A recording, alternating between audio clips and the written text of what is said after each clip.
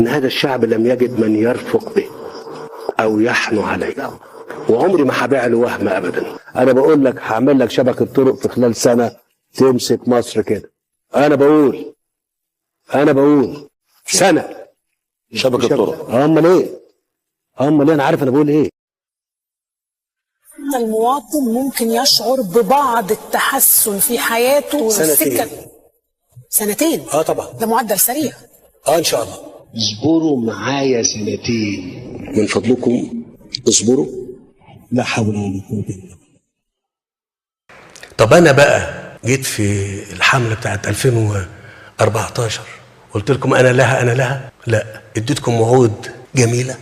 لا. وقفوا جنب بالكم مصر 6 شهور بس، 6 شهور بس.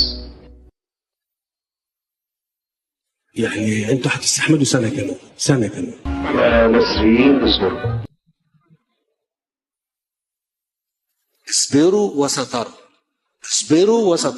بس اصبروا عليا بس شويه. اصبروا عليا كمان شويه. اصبروا شويه. ايوه 30/26 هوريكم بفضل الله. دولة تانية.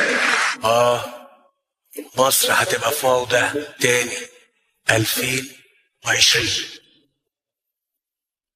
تصور خلال سنة أو سنتين انتوا هتشوفوا أداء الدولة المصرية عامل ازاي.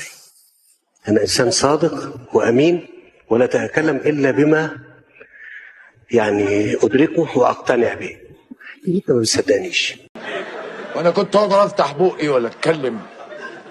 يعني سكتين؟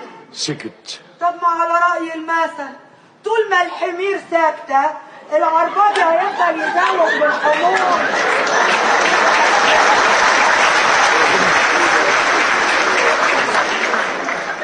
ايه التلميحات السياسية دي يا عزيز؟